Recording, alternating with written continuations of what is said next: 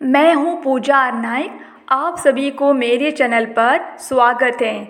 आज हम 8वीं कक्षा तृतीय भाषा हिंदी के बारे में अध्ययन करने वाले हैं। आइए देखते हैं बंदरबांट। कविता को जानने से पहले कविता के आशय को भी जानना अति आवश्यक है। इस कविता के द्वारा बच्चे यह सीख सकते हैं कि दो व्यक्तियों के झगड़े से तीसरे का लाभ होता है।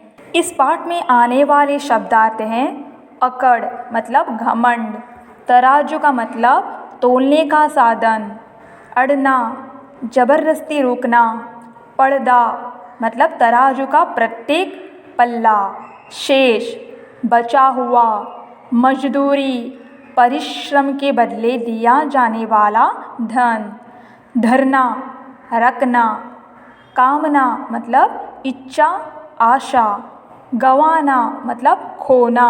आइए सुनते हैं।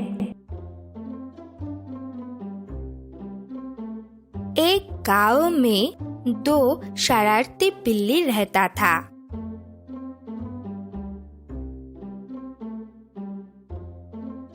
एक दिन वो दो बिल्ली मिलके एक घर से एक रोटी चुरा लिया।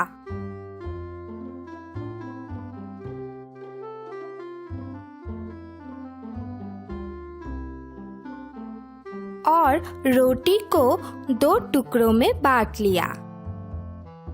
पर दोनों अपने अपने हिस्सा को लेकर खुश नहीं हुआ। अरे मेरे वाला छोटा लग रहा है, तेरे वाला मुझसे बड़ा है। अरे कहाँ, मेरे वाला ही छोटा है, ध्यान से देख। एक काम कर, तेरे वाला तो मुझे दे दे। क्यों दूं? तू तेरा हिस्सा से मुझे थोड़ा दे दे तो तेरा और मेरा एक समान हो जाएगा। वाह वाह वाह, मैं दूं मेरा हिस्सा से? तू तो बहुत चालाक है। तभी पेड़ में बैठा हुआ एक बंदर दोनों बिल्लियों को झगड़ते हुए देखकर नीचे आ बैठा। अरे अरे, झगड़ क्यों रहे हो तुम दोनों? मेरे पास आ जाओ, मैं तुम दोनों का सुलह कर देता हूँ। दो रोटी मुझे दे दो। हाँ हाँ, यही ठीक है। हम दोनों से तो कुछ हो नहीं रहा है, तुम ही कुछ कर दो। चलो चलो, इस बार बंदर भाई हम दोनों को एक समान करके बांट देंगे। बंदर रोटी के दो टुकड़ों को लेकर एक तराजू में डाल दिया। देखो, तराजू इस तरफ झुक गया, मतलब कि रोटी इस तरफ ज्यादा है। ये बोल के बंदर थोड़ा रोटी खा लिया। तब तराजू दूसरा तरफ झुक गया। अरे अरे, ये वाला तो ज्यादा हो गया। बंदर फिर से दूसरा हिस्सा का रोटी से थोड़ा खा लिया। ऐसे तराजू एक बार इस तरफ एक बार उस तरफ करता रहा और बंदर धीरे धीरे रोटी खाता गया। कुछ देर बाद जब बहुत कम रोटी बचा, तब दोनों बिल्लियों ने कहा, रहने दो भाई, ऐसे तो पूरा रोटी खत्म हो जाएगा। जितना बचा है उतना हमें दे दो, हम दोनों वही खा लेंगे। क्या बात कर रहे हो भाई? इतनी देर तक मैंने कोशिश की कि तुम दोनों को एक समान बांट के दूं। अब इतना बचा है, ये तो मेरे पेट में ही जाएगा। तुम लोग क्या मुझे मेरे मेहनत के लिए बख्शिश नहीं दोगे?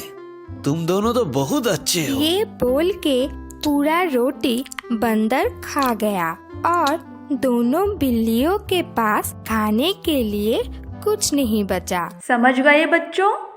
दो व्यक्तियों के बीच के झगड़े में तीसरे को फायदा होता है, इसीलिए हमें किसी के लिए कभी झगड़ा नहीं करना चाहिए। सभी मिलजुल कर रहना चाहिए, मिलजुल कर खाना चाहिए।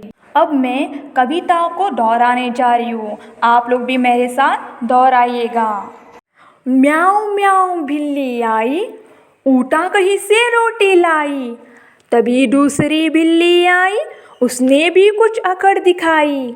म्याऊं म्याऊं बिल्ली आई, ऊटा कहीं से रोटी लाई।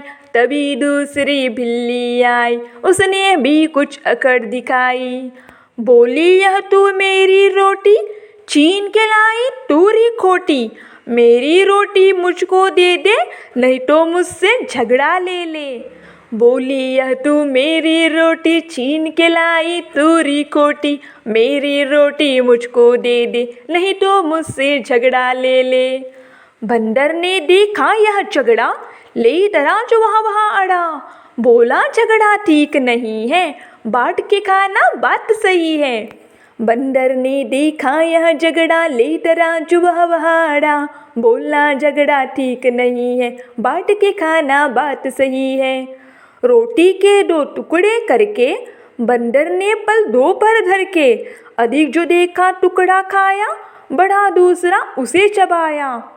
रोटी के 2 टुकड़े करके बंदर ने पल 2 पर धर के। अधिक जो देखा टुकड़ा खाया, बढ़ा दूसरा उसे चबाया।